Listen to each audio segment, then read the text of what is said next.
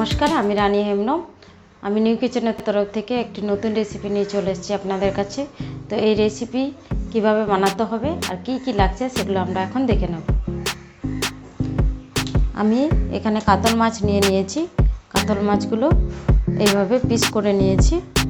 সরিষার তেল, ধনিয়া পাতা, টমেটো কুচি, হলুদ গুঁড়ো, লঙ্কা গুঁড়ো, জিরে গুঁড়ো, ধনে গুঁড়ো, গরম মশলা গুঁড়ো, গোटा गरम मशला, दुटो तेजपाता, दुटो शुकनो लंका, परिमाण मतो चीनी, पेঁয়াজ बाटा, आदा बाटा, रसुन बाटा, टक दई, परिमाण मतो लवण। तो এই रेसिपि কিভাবে বানাতে হবে সেটা আমরা এখন দেখে নেব। আমরা প্রথমে মাছগুলোর মধ্যে পরিমাণ মতো লবণ, পরিমাণ মতো হলুদ গুঁড়ো দিয়ে ভালো করে মেখে নেব। এভাবে মাখানো হয়ে গেলে নুন হলুদ আমরা 30 মিনিটের জন্য ঢেকে রেখে দেব। 30 মিনিট হয়ে গেছে। 30 মিনিট পরে আমরা চলে এসেছি। তো এখানে আমি আগে থেকে কড়াইয়ের মধ্যে সরষের তেল দিয়ে গরম করতে দিয়ে দিয়েছিলাম। তো গরম হয়ে গেছে। তো মাছগুলো ভালো করে দু পিঠ ভাজা করে নিতে হবে।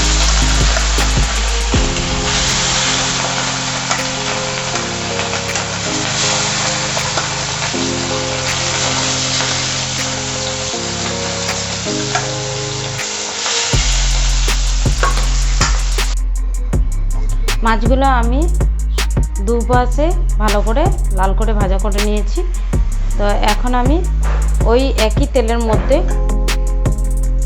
শুকনো লঙ্কা, তেজপাতা, গোটা গরম মশলা ফোড়ন দেব। ফোড়ন দেওয়া হয়ে গেলে বেটে রাখা পেঁয়াজ দিয়ে দেব। এটা একটু ভালো করে কষিয়ে নেব।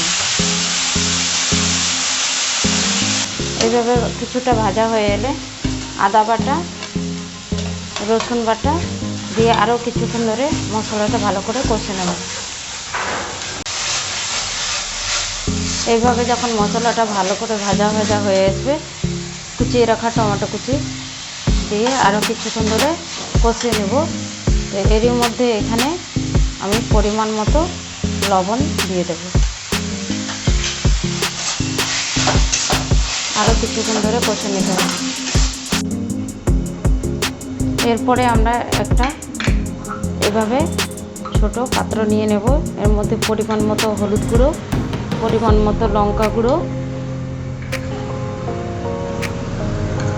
পরিমাণ মতো ধনিয়া গুঁড়ো,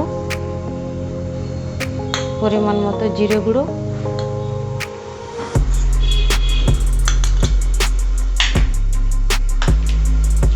পরিমাণ মতো চিনি,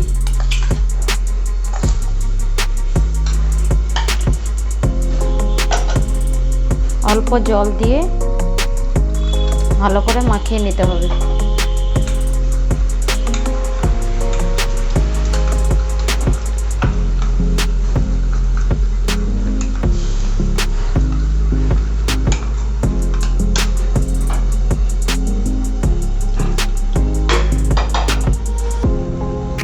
এইভাবে আমি মশলাগুলো মাখিয়ে নেব। এভাবে মশলাটা কষানো হয়ে গেলে আমি এখানে যে মশলাগুলো করে রেখেছিলাম সেই মশলাগুলো এর মধ্যে দিয়ে আরও কিছুক্ষণ ধরে কষে নেব।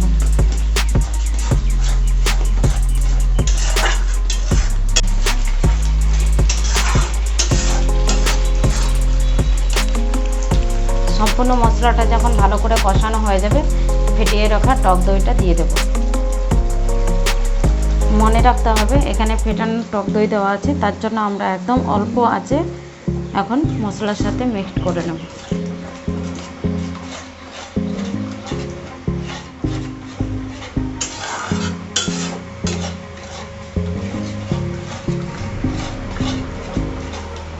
এইভাবে মেশানো হয়ে গেলে তো এখানে আমরা অল্প পরিমাণ জল দেব।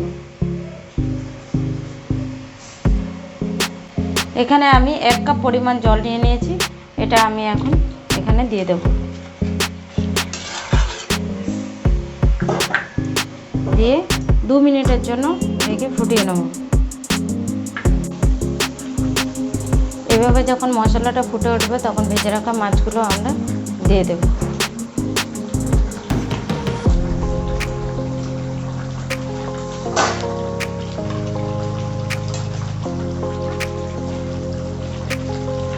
দিয়ে আমরা আরও 2 মিনিটের জন্য মাছটাকে মশলার মধ্যে ফুটিয়ে নেব। এখন আমার মাছের তরকারিটা হয়ে গেছে, তো আমি এখন পরিমাণ মতো গরম মশলা গুঁড়ো আর ধনিয়া পাতা কুচি দিয়ে দেব। সবাই দেখতেই পাচ্ছেন আমার কাতলা মাছের কালিয়া আমার রান্না হয়ে গেছে। তো সবাই দেখলেন আমার রান্নার রেসিপি। তো এই রেসিপি দেখতে যেমন সুন্দর তেমনি খেতেও সুন্দর। তো আপনারা বাড়িতে অবশ্যই ট্রাই করুন। তো আমার এই রান্নার রেসিপি যদি সকলে ভালো লেগে থাকে তাহলে আমার চ্যানেলটিকে সাবস্ক্রাইব করবেন, সাথে থাকা বেল আইকন প্রেস করবেন নতুন নতুন ভিডিও পাওয়ার জন্য।